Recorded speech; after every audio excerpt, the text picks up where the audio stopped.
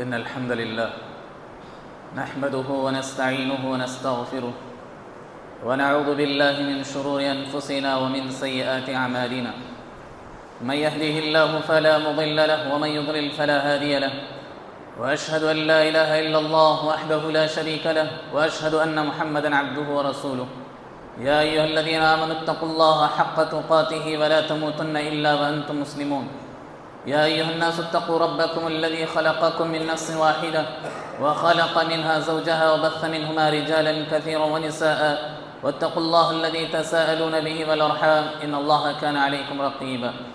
يا أيها الذين آمنوا اتقوا الله وقولوا قولا سديدا يصلح لكم أعمالكم ويغفر لكم ذنوبكم ومن يطع الله ورسوله فقد فاز فوزا عظيما.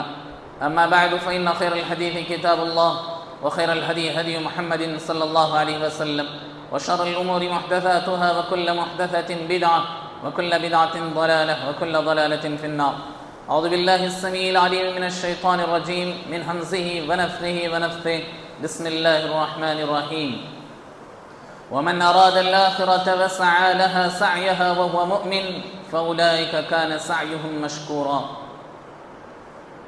حاضرین جمعہ اور پردہ نشین خواتین اسلام، خطبہ مسنونہ کے بعد سورہ بنی اسرائیل کی ایک آیت کریمہ آپ کے سامنے رکھی گئی، جس میں اللہ تعالیٰ نے بات بیان کی کہ جو لوگ آخرت چاہتے ہیں اور ایمان کی حالت میں آخرت کے لیے کوششیں کرتے ہیں، اللہ رب العالمین ان کی کوششوں کو قبول کرتا ہے، ان کی کوششوں کو اللہ رب العالمین ضائع نہیں کرتا۔ یہ بات اللہ تعالیٰ نے بیان کی، اور اللہ رب العالمین نے اس آیت کریمہ میں ایمان والوں سے کہا کہ جو بھی اللہ رب العالمین کے لیے کوشش کرتا ہے، یعنی آخرت حاصل کرنے کے لیے، اللہ رب العالمین اسے دنیا میں بھی کامیاب بناتے ہیں اور آخرت میں بھی کامیاب بناتے ہیں۔ اس آیت کریمہ کے ذریعے سے آج میں آپ کے سامنے ہندوستان میں مسلمانوں کی جو قربانیاں تھیں، اس ہندوستان کو آزاد کرنے میں مسلمانوں نے جو قربانیاں پیش کیں، ان میں سے چند جھلکیاں آپ کے سامنے آج کے اس خطبے میں رکھنا چاہتا ہوں۔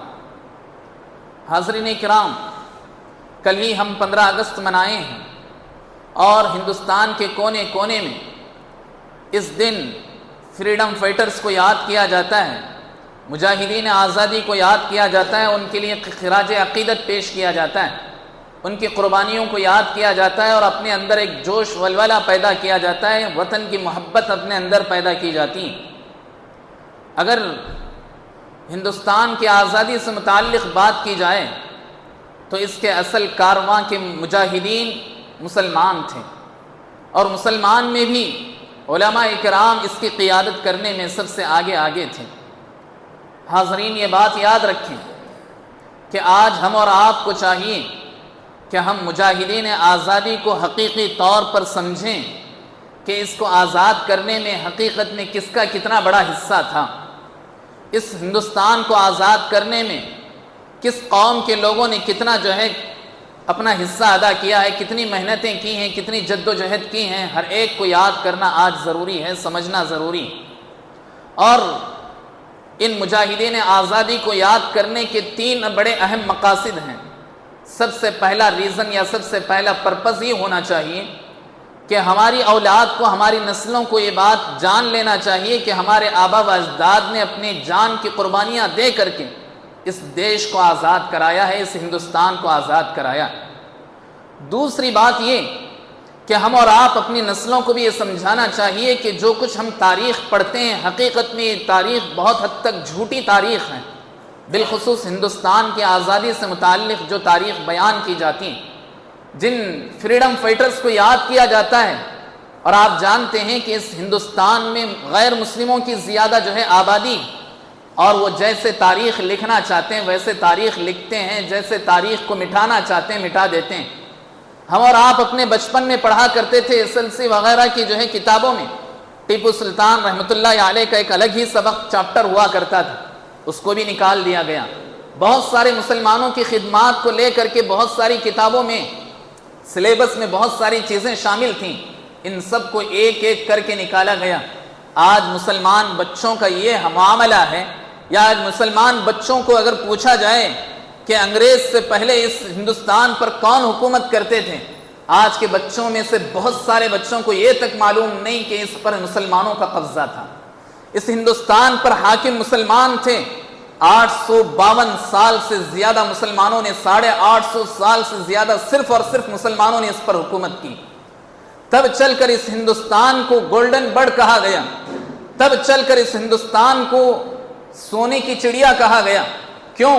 اس لیے کہ مسلمانوں نے اس ہندوستان کو اپنے خون اور پسینہ ایک کر کے اس کو سنوارا تھا، سینچا تھا، اس کو بنایا تھا، اس کو بنانے میں کامیاب ہوئے تھے۔ جب ہندوستان کو پوری دنیا کا ایک بہت بڑا ملک سمجھا جاتا تھا، مالدار ملک سمجھا جاتا تھا، اسی لیے برٹش نے یہ سمجھا کہ اگر ہندوستان پر ہمیں قبضہ کرنا ہے تو اتنا آسان تو نہیں ہے۔ اس ہندوستان سے ہم یہاں کے مال و دولت کو چرانا ہے، یہاں کے ہیرے جواہرات کو اگر یہاں سے ہٹانا ہے تو ہمیں کسی نہ کسی دوسرے مقصد سے اس ہندوستان میں انٹری کرنی ہوگی، داخل ہونا ہوگا۔ آپ جانتے ہیں کہ 1612 میں جب یہاں مغل بادشاہ جہانگیر رہا کرتا تھا، دور حکومت اسی کی تھی، تو اس کے دور میں ہندوستان میں داخل ہونے والی برٹش ایک کمپنی ایسٹ انڈیا کمپنی کے نام سے یہاں داخل ہوئی، اس ہندوستان میں داخل ہوئی۔ گجرات کے ایک علاقے سورت میں انہوں نے اپنی ایک سب سے پہلی چھاؤنی یا سب سے پہلا سینٹر انہوں نے قائم کیا گجرات کے سورت کے علاقے میں، اور یہاں سے انہوں نے جہاں جہاں ساحلی علاقے تھے، چاہے وہ کیرلا ہو، چاہے ممبئی ہو، چاہے مدراس ہو، چاہے دوسرے اور علاقے جہاں جہاں ساحلی علاقے تھے، ان سب میں اپنا ایک ایک چھاؤنی قائم کرنا انہوں نے شروع کیا، ایک ایک انہوں نے اپنا سینٹر قائم کرنا شروع کیا۔ اور ایسٹ انڈیا کمپنی کے نام سے تجارت کرنے کے غرض سے لوگ جب آئے تھے، دراصل ان کا مقصد اس ہندوستان کو غریب بنانا تھا، اس ہندوستان کو مسلمانوں نے جو سنوارا تھا اسے خراب کرنا تھا، یہاں سے یہاں کی چیزیں اٹھانی تھیں، یہ ان کا اصل مقصد تھا، اور انہوں نے بہت حد تک اپنے مقصد میں کامیابی حاصل کی۔ جب یہ لوگ 1612 میں آئے، یہاں یہ لوگ تجارت کرنے لگے، تقریباً 1740 میں سب سے پہلی شخصیت اہل الحدیث کی جو شخصیت تھی، انہوں نے سب سے پہلے فتویٰ دیا کہ اس ہندوستان میں آئی ہوئی کمپنی کا مقصد کوئی اچھا مقصد نہیں ہے، بلکہ یہ کسی گندے مقصد سے، کسی اور پرپس سے یہ لوگ اس میں داخل ہوئے ہیں، لہٰذا اس ہندوستان سے ان کو بھگایا جائے۔ اور وہ شخصیت تھی شاہ ولی اللہ محدث دہلوی رحمۃ اللہ علیہ کی۔ سب سے پہلے انہوں نے لوگوں کا ذہن بنایا کہ لوگوں اس ہندوستان میں یہ آنے والی کمپنی کوئی اچھے مقصد کے لیے نہیں آئی ہے، لہٰذا ان کو یہاں سے بھگایا جائے۔ بہرحال 1750 پر 7 میں 1757 میں سب سے پہلے نواب سراج الدولہ کے نانا علی وردی خان نے سب سے پہلے جنگ چھیڑی بنگال میں۔ ان انگریزوں نے دیکھا کہ ان کے خلاف یہ لوگ کھڑے ہو رہے ہیں، تو انہوں نے بہت حد تک مسلمان جس میں تھے سب کو انہوں نے شکست دی، شہید کر دیا، اور جتنے بھی لوگ ان کے خلاف کھڑے ہو رہے تھے سب سے پہلے انہوں نے وہاں سے ان کا خاتمہ کیا۔ بہت سارے مسلمان اس جنگ میں مارے گئے۔ اس کے بعد ان کا نواسہ خود سراج الدولہ نے 1750 پر 7 میں اپنی فوج تیار کی اور انگریزوں کے خلاف جنگ کرنے کی کوشش کی، لیکن بہت حد تک انہیں بھی شکست حاصل ہوئی، سراج الدولہ بھی اس میں مارے گئے۔ اور آپ دیکھیں جتنے بھی حاکم اس میں جا رہے ہیں سب کے سب کمانڈنگ کرنے والے مسلمان ہیں، غیروں کی تعداد اس میں یا تو بہت کم ہے یا بہت پیچھے ہیں۔ سب سے پہلے مسلمانوں نے اس ہندوستان کو آزاد کرنے میں سب کچھ قربان کیا، اپنے مال و دولت کو، اپنے خون سے اس کو سینچا، تب چل کر یہ ہندوستان آزاد ہوا۔ لیکن آج ہماری نسلوں کو یہ بات معلوم نہیں ہے، اس بات کو انہیں یاد دلانا ہوگا۔ پھر 1799 میں یعنی 1799 میں آپ جانتے ہیں کہ کرناٹک کے ٹیپو سلطان رحمۃ اللہ علیہ نے 25 سے زائد جنگیں لڑیں، اور سب میں انگریزوں کو شکست دینے میں کامیاب رہے، اور بہت بڑی جنگیں انہوں نے کی، انگریزوں کی طاقت کو، ان کی ریڑھ کی ہڈی کو توڑنے میں سب سے زیادہ کامیاب ٹیپو سلطان رحمۃ اللہ علیہ رہے۔ لیکن میر صادق جو مسلمانوں کا منافق تھا، اس کی غداری کی وجہ سے ٹیپو سلطان رحمۃ اللہ علیہ کو گھیرا کر دیا گیا، اور ان کی جو کچھ فوج ان کے محل میں تھی، ان کے باہر سے ان پر ان پر حملے ہونا شروع ہو گئے۔ جب ٹیپو سلطان رحمۃ اللہ علیہ سے کہا گیا کہ آپ پر اب حملے ہو رہے ہیں، بہتر یہ ہے کہ ان کے سامنے ہم ہتھیار ڈال دیں اور ان کی حکومت کو تسلیم کر لیں، تب ٹیپو سلطان نے ایک بڑی اہم بات کہی تھی۔ کہا کہ شیر کی ایک دن کی زندگی گیدڑ کی 100 سال کی زندگی سے زیادہ بہتر ہے کہ ایک دن کی زندگی جیو اور حق پر رہ کر کے شہید ہو جاؤ۔ لہٰذا اپنی چھوٹی سی فوج لے کر انہوں نے آخری جو جنگ لڑی اس میں انہیں شہادت نصیب ہو گئی۔ اس کے بعد انگریز نے اپنے ہتھیاروں کو نیچے ٹھوک کر اس زمین پر کہا کہ آج سے ہم ہندوستان پر اصل حکومت آج سے ہم شروع کر رہے ہیں۔ یہ بات انہوں نے ٹیپو سلطان رحمۃ اللہ علیہ کی شہادت کے بعد کہی تھی۔ بہرحال 2-4 سال تک مسلمان پھر خاموش رہے اور غیر بھی ان کے ساتھ تھے، جتنے بھی غیر تھے وہ بھی جو ہے مسلمانوں کے ساتھ رہے۔ 1803 میں سب سے پہلے شاہ ولی اللہ محدث دہلوی رحمۃ اللہ علیہ کے بڑے بیٹے شاہ عبدالعزیز رحمۃ اللہ علیہ نے فتویٰ جاری کر دیا کہ انگریزوں کے خلاف جنگ کرنا مسلمانوں پر فرض ہے۔ مسلمان چونکہ عبادت کا ایک حصہ سمجھتے تھے جہاد کو، اس لیے سب سے آگے بڑھ کر آنے والے مسلمانوں کی تعداد تھی۔ مسلمانوں نے جب سنا شاہ عبدالعزیز رحمۃ اللہ علیہ نے اتنا بڑا فتویٰ دے دیا ہے، اور انہوں نے اس فتوے کو صرف اکیلے سے نہیں جو ہے حاصل کیا، بلکہ اس ہندوستان کے کونے کونے سے بڑے بڑے علماء سے انہوں نے سگنیچر کرا لی کہ اب انگریزوں کے خلاف جنگ کرنا ہمارے اوپر فرض ہو چکا ہے۔ لہٰذا مسلمانوں نے سب سے آگے اپنے خدمات پیش کی، اپنی جان کے نذرانے پیش کیے، جس میں تحریک شہیدین بہت مشہور ہے۔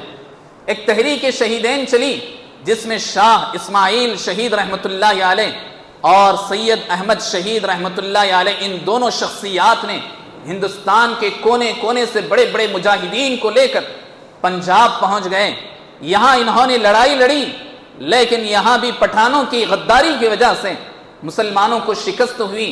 انہوں نے بھی 20 سے زائد جنگیں لڑی اور سب میں انگریزوں کو جو ہے شکست دینے میں کامیاب رہے، لیکن آخری جنگ جب لڑی جا رہی تھی بالا کوٹ کے میدان میں ان دونوں جو ہے حضرات کو شہید کر دیا گیا۔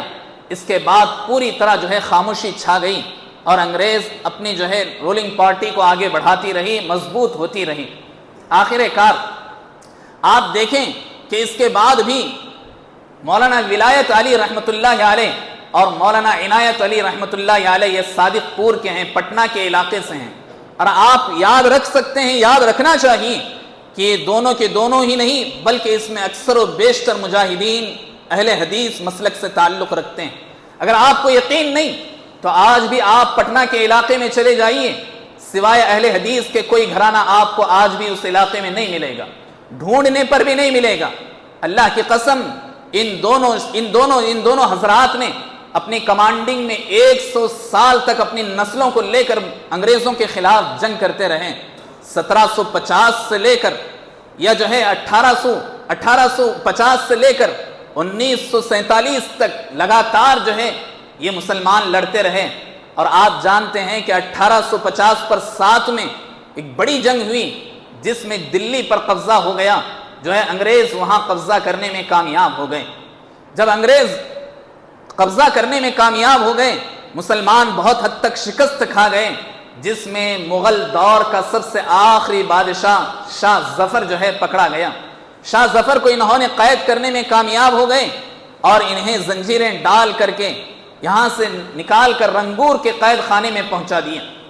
یقیناً اس حکومت کو آپ دیکھیں، اس حکومت کو شکست دینے میں مسلمانوں نے سب سے زیادہ کردار ادا کیا ہے اور سب سے زیادہ مسلمانوں نے اس کے لیے قربانیاں دی ہیں، تو تب چل کر یہ ہندوستان آزاد ہوا ہے۔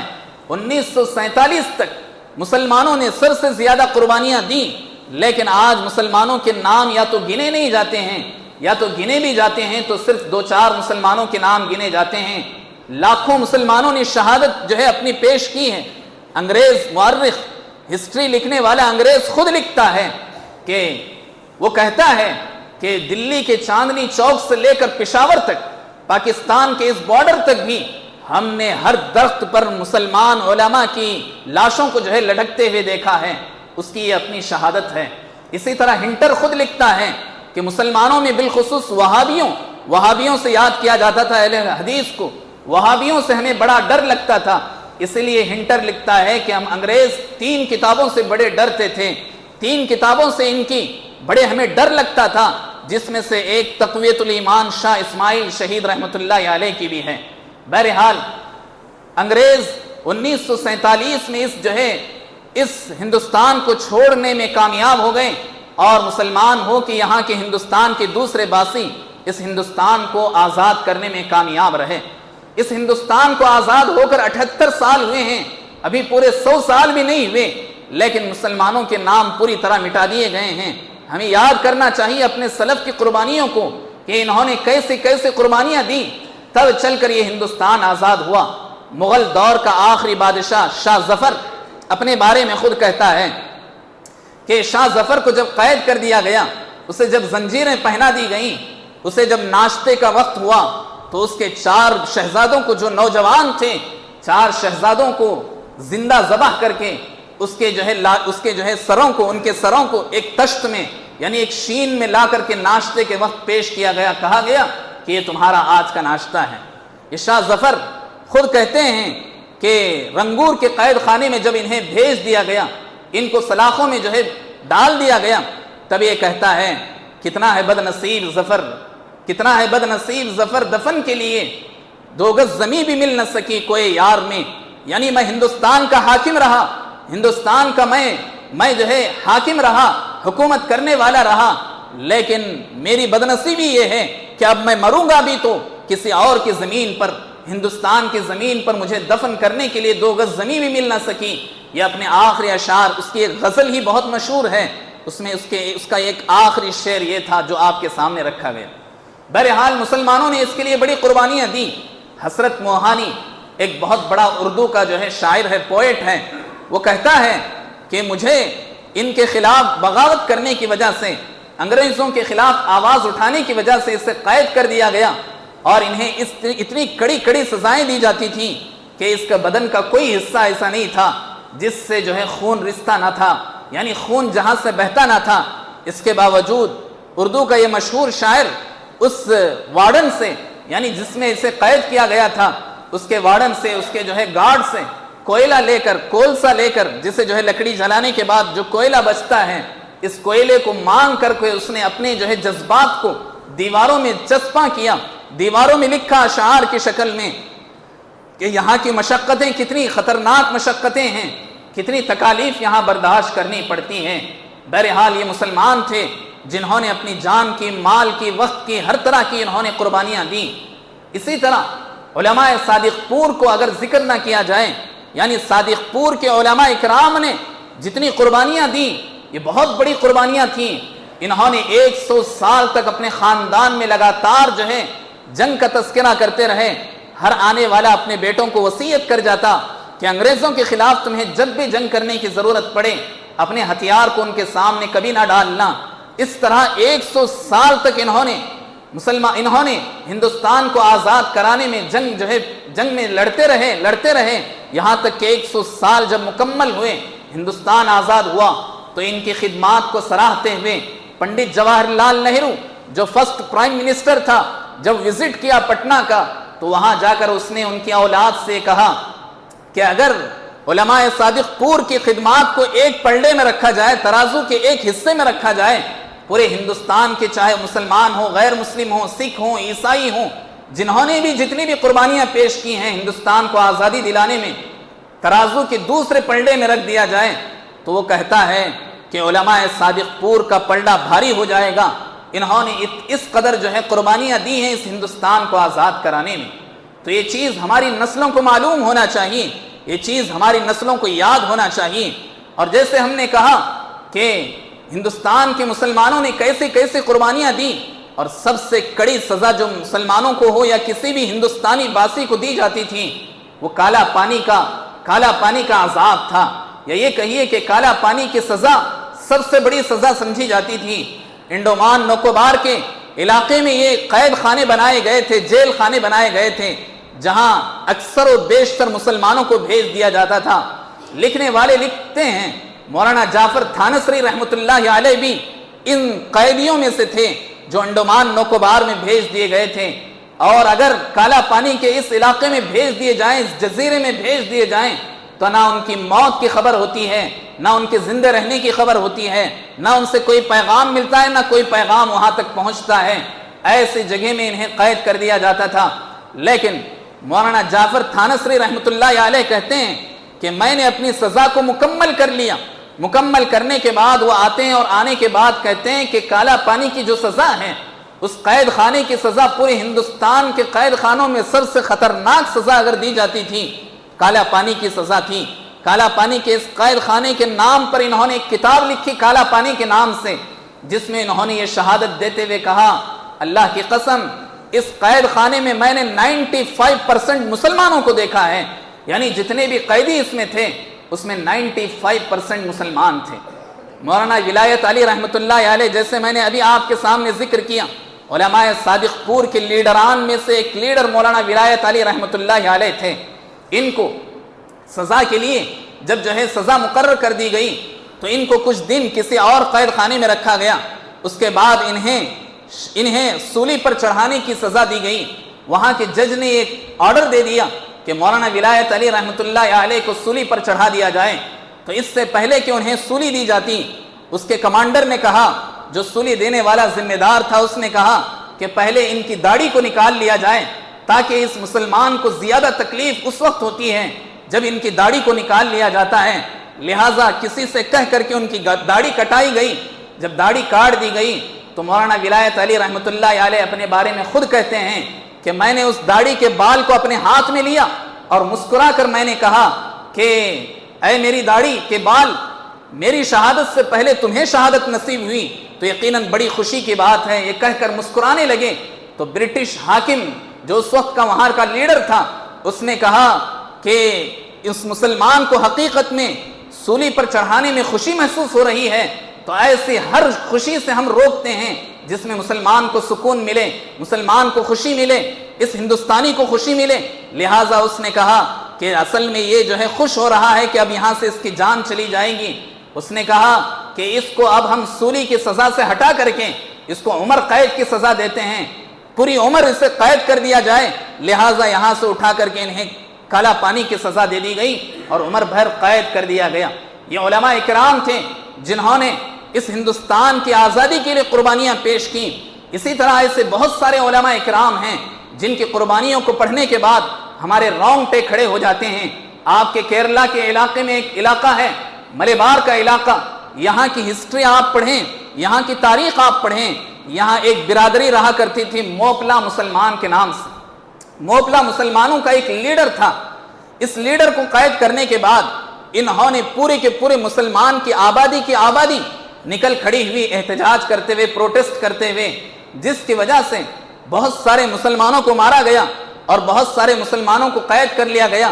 جن قیدیوں کو وہاں جمع کیا گیا تھا ان کی تعداد 125 مسلمانوں پر محیط تھی۔ 125 مسلمانوں کے ساتھ اب کیا کیا جائے؟ ان کو مدراس بھیجنے کا فیصلہ ہوا کہ یہاں سے مدراس انہیں بھیجا جائے، وہاں کا جج جو فیصلہ کرے گا ان کے حق میں وہی سزا دی جائے گی۔ ملبار کے اس مسلمانوں کی اس برادری کو اس ٹرین میں لے جایا گیا، اور ٹرین بھی کون سی تھی؟ مال گاڑی میں انہیں جو ہے داخل کیا گیا۔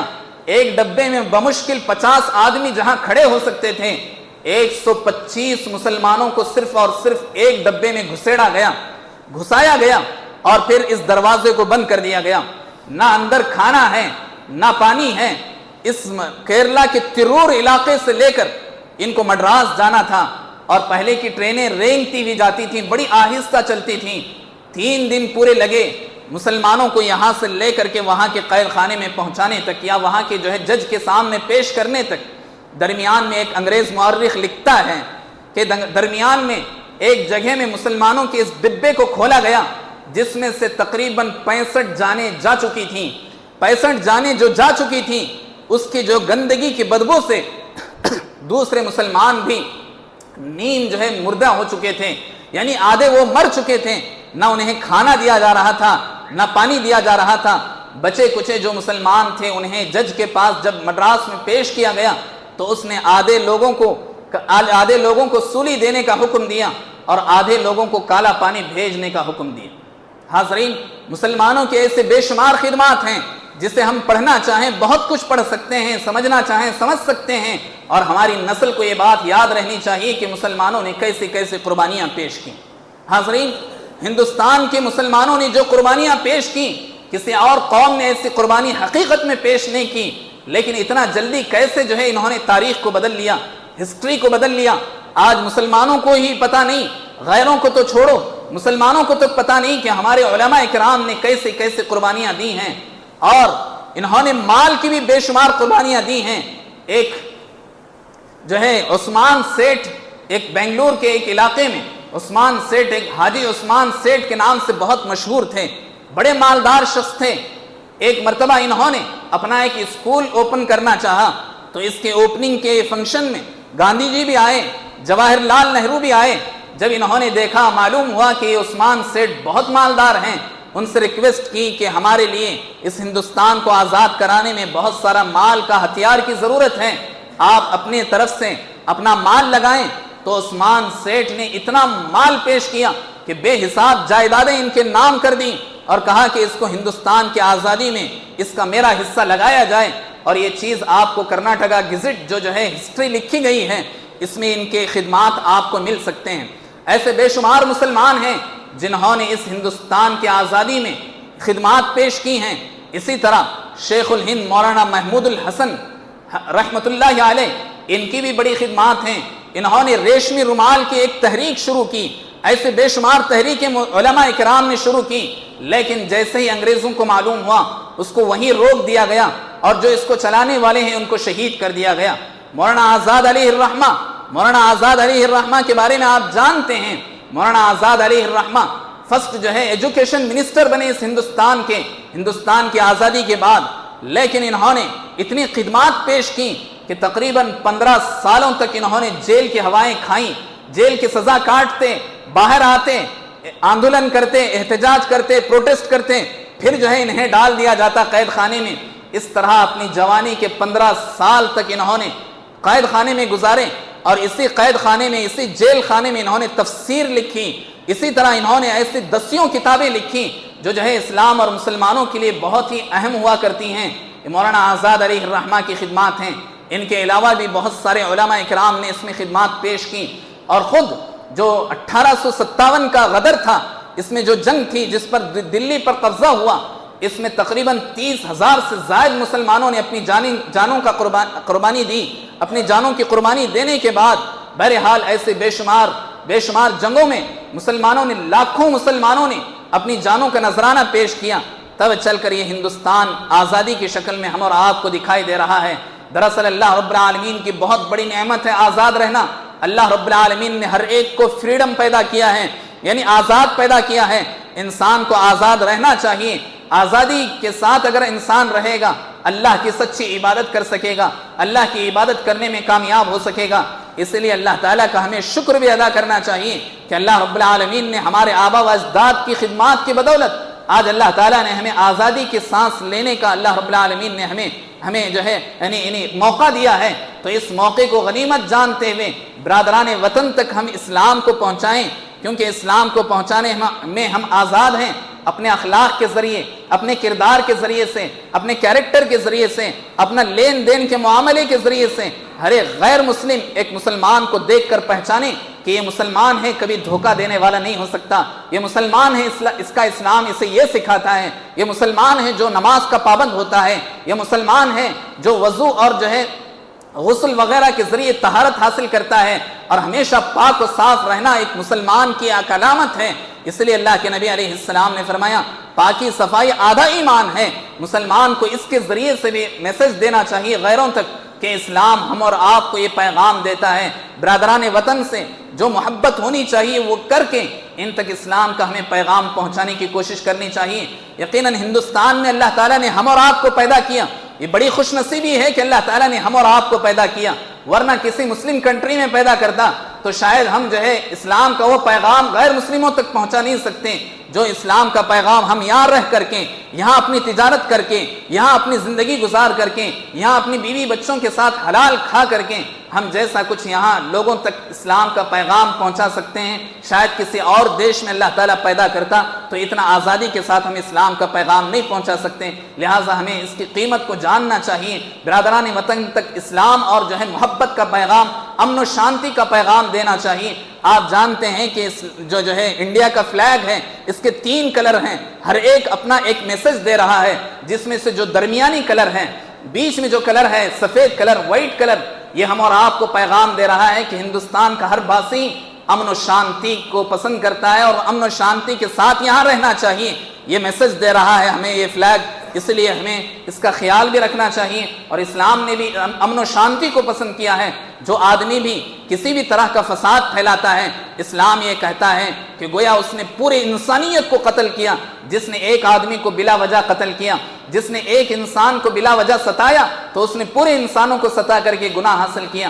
اس لیے ہمیں امن و شانتی کے ساتھ اس ہندوستان میں زندگی گزارتے ہوئے ہمیں پورے ہندوستانیوں کی ہی نہیں بلکہ پوری دنیا کو ہمیں یہ سمجھانا چاہیے کہ اسلام پاک مذہب ہے، امن و شانتی کا مذہب ہے، پیسفل مذہب ہے۔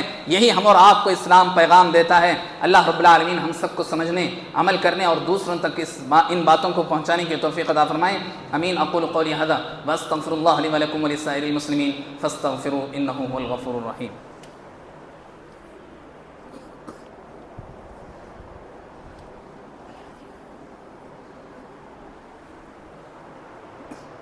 إن الحمد لله نحمده ونستعينه ونستغفره ونعوذ بالله من شرور أنفسنا ومن سيئات أعمالنا من يهده الله فلا مضل له ومن يضلل فلا هادي له وأشهد أن لا إله إلا الله وحده لا شريك له وأشهد أن محمدا عبده ورسوله أرسله بالحق بشيرا ونذيرا أما بعد فإن خير الحديث كتاب الله وخير الهدي هدي محمد صلى الله عليه وسلم وشر الأمور محدثاتها وكل محدثة بدعة وكل بدعة ضلالة وكل ضلالة في النار۔ أعوذ بالله السميع العليم من الشيطان الرجيم من همزه ونفخه ونفثه إن الله وملائكته يصلون على النبي يا أيها الذين آمنوا صلوا عليه وسلموا تسليما اللهم صل على محمد وعلى آل محمد كما صليت على إبراهيم وعلى آل إبراهيم إنك حميد مجيد اللهم بارك على محمد وعلى آل محمد كما باركت على إبراهيم وعلى آل إبراهيم إنك حميد مجيد اللهم انصر من نصر دين محمد صلى الله عليه وسلم واجعلنا منهم آمين واخذل من خذل دين محمد صلى الله عليه وسلم ولا تجعلنا منهم آمين عباد الله رحمني ورحمكم الله أعوذ بالله إن الله يأمر بالعدل والإحسان وإيتاء ذي القربى وينهى عن الفحشاء والمنكر والبغي يعظكم لعلكم تذكرون اذكروا الله تعالى يذكركم وادعوه يستجب لكم ولذكر الله تعالى أكبر والله يعلم ما تصنعون أقيموا صفوفكم